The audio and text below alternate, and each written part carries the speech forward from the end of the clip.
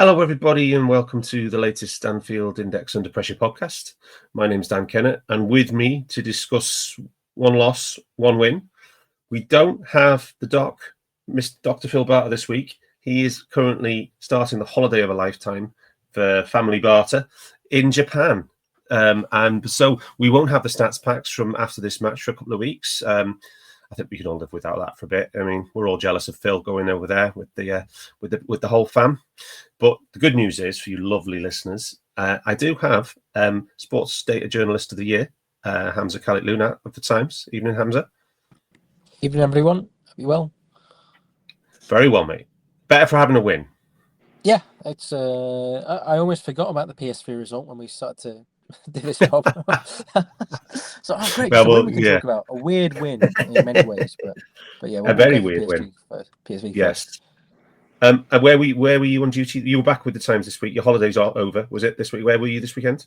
I was off this weekend, but I'm back to work this week. So I'm at Tomorrow? Arsenal, tomorrow against Brentford. I'm going to do a throw-ins special piece. So I'm not going to write anything tomorrow. I'm just going to keep an eye on throw-ins. I'm at Liverpool Inter next week. So lovely. Into Liverpool. Yeah. Now, as you see, look at what a cushy option. You go to Milan. You probably sit in the corporate hospitality. I did AC Milan last season. I didn't want to do this one, to be honest. It's going to be cold. I didn't want to go to Inter. I didn't want to go to the Inter game. Oh no, my heart bleeds. I mean, I'm sure somebody's got a very small, tiny violin as well. He can start playing as well as Mr. Simon Brundish. Evening, Si. Evening, boys. You got any trips to Milan lined up? Not this week. No freebies, anyway. It's not the worst place to visit in the world, though. It's far from my favourite Italian city. What is your favourite Italian city? Florence. Oh. That's where Yes. Oh my word! No, you sure? Here's a fun fact. Do you remember Hannibal? Have you watched Hannibal? Yes. Early on in the movie, there is a murder of the police inspector. And yes. By his intestines out of the window. Yes. That's the room I got married in. Before or after they moved that movie? It was after the movie. Oh my word, Si. God, this is... I don't want to even start that... I don't want to open that can of worms and ask why. But yeah, there we go. Anyway, because we've got more than enough to talk about. We are going to have to talk about Liverpool 1, PSV Eindhoven 4. One of the biggest shock results I can recall in my entire Liverpool fanhood. I can't recall a shellacking like this by a mid-level European team, but we are going to have to talk about it no matter what. We lined up with Mamardashvili in goal. Back four was Curtis Jones. The rotating cast at right back this time went to Curtis Jones, Van Dijk and Canate, and Kirkes, the rest of the back four. McAllister, Szoboszlai and Gravenberch in midfield, along with Salah and Gakpo either side of Hugo Ekitike. We didn't go in because Egypt played the weekend before, and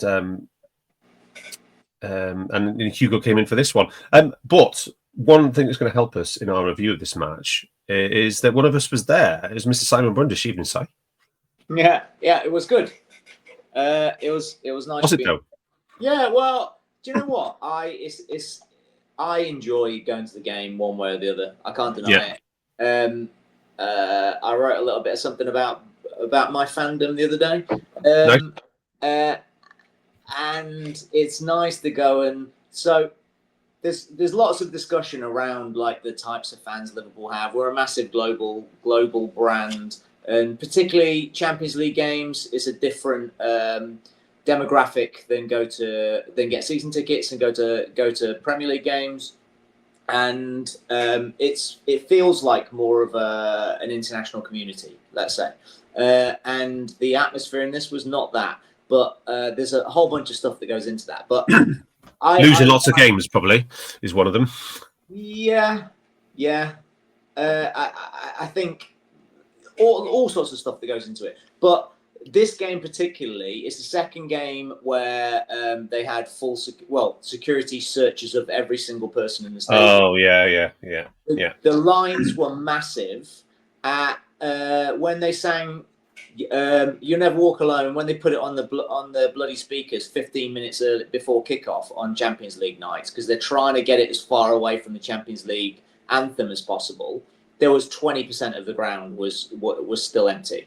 People in concourses, the cop was 20% empty, and so people were just kind of coming in, and they were already like annoyed. For a start, if you enter the stadium annoyed because of the ineptitude of the club, not of the individuals doing the searches, they're just nowhere near enough of them. And so that's kind of sets. Wasn't it crap weather as well, Si? Wasn't it? Yeah, it wasn't pleasant weather. It was really rainy. Yeah. It had been freezing earlier, and then it got warmer and wet throughout the day. So it wasn't pleasant.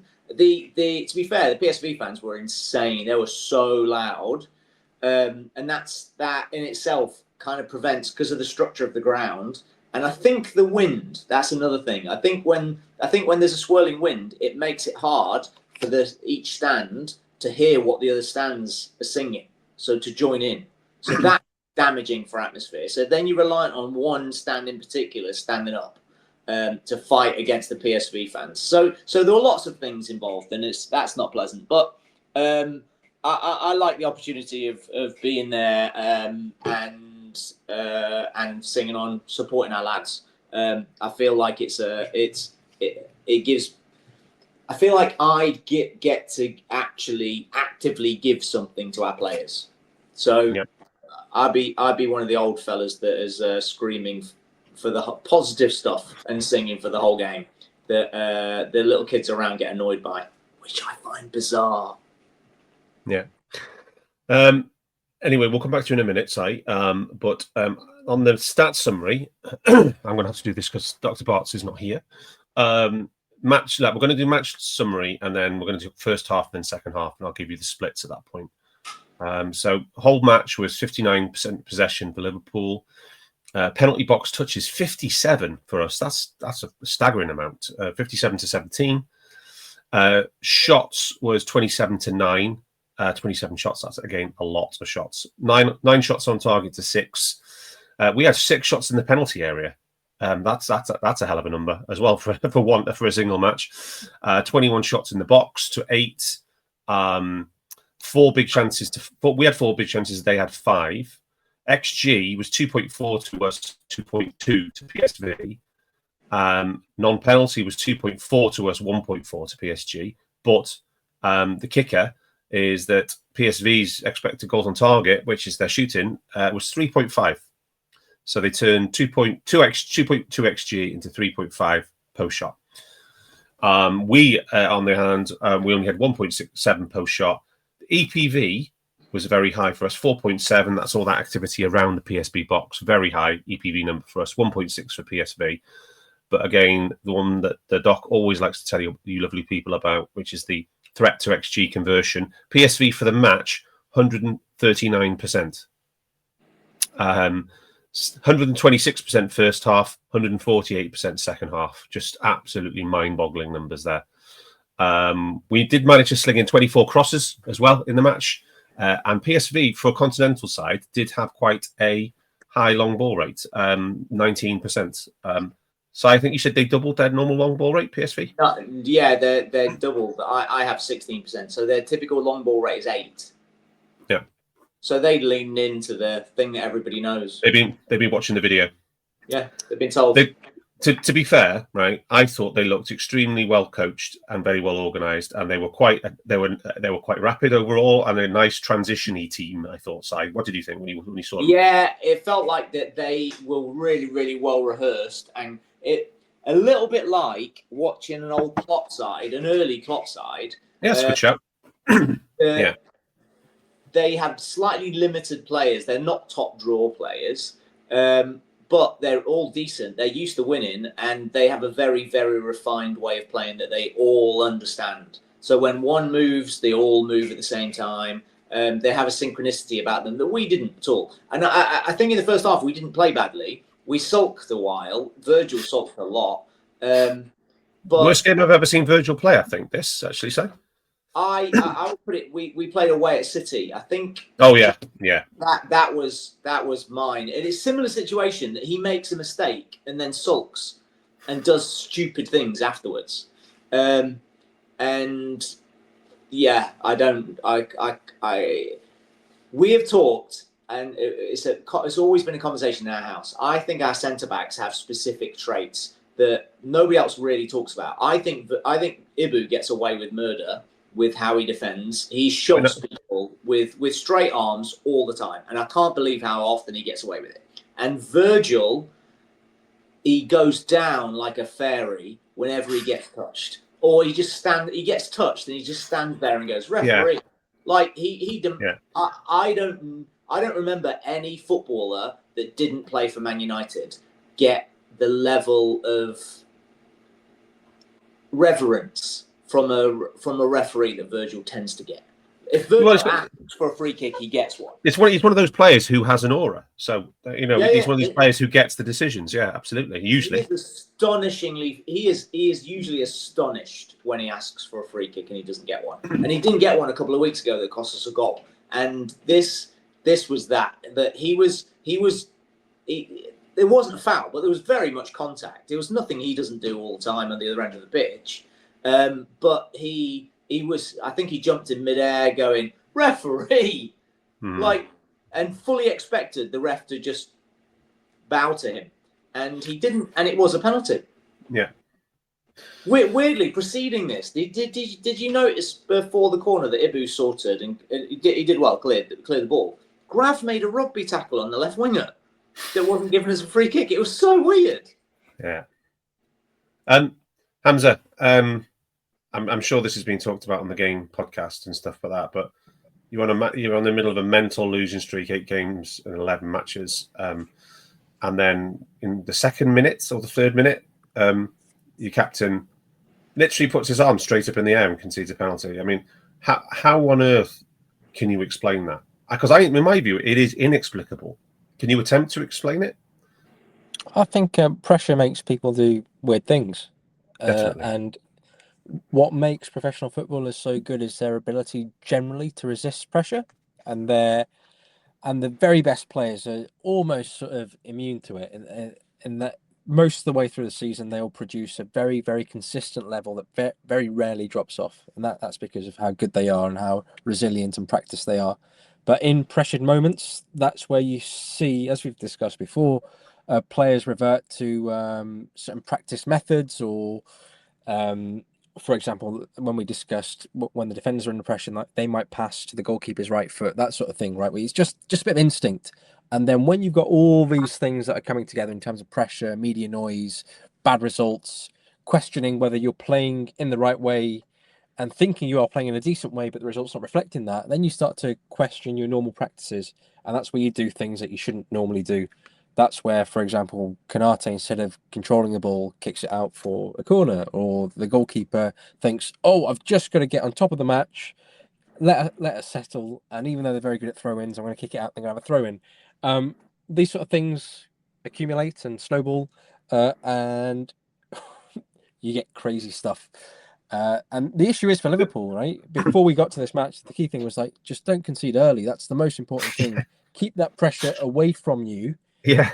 And play your natural game, but you can't because you're feeling the pressure. Then you make the mistake, and then it leads to and it's the captain. It's the captain, the best central defender in the club's history, and the captain is the one who then concedes the early goal through an absolute suicidal mistake. And could you imagine as well being one of the players in that match or in the dressing room where you see the guy who never makes mistakes make such a silly one like that? You go, schoolboy. Even happening to him. What is going on here? And that's where, again, you begin to doubt yourself. Think, oh, if he's going to make a mistake like that, maybe we are in some like rotten luck, or there's some sort of magical force that's like conspiring against us. So that's what you think, even though you may not believe it. You just go, maybe there is something a bit sort of wrong here. And it's those doubts that creep in, and that's where you've got to have really strong leadership. You've got to have good psychological support, and you've got to be really confident in yourself. But it's hard to do that when results don't reflect that. So the promising thing was Liverpool started to build quite well after going a goal down. and then you had the implosion in the second half. Just which- before we go into that, before we go on to how we responded, Hamzah, I would say there was two other. I'd say in this match there was three absolutely inexplicable mistakes, and the second one of these was also in the first half.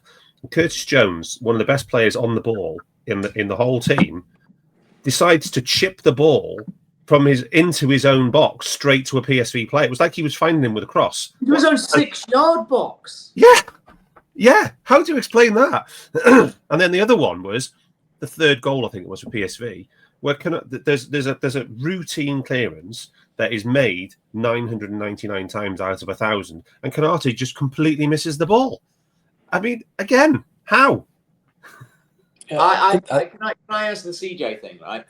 I think CJ was played at right back specifically for his ball retention, knowing that Ibu has been pressured so much recently that Ibu can just play it off to Curtis, and under any circumstances he won't lose the ball.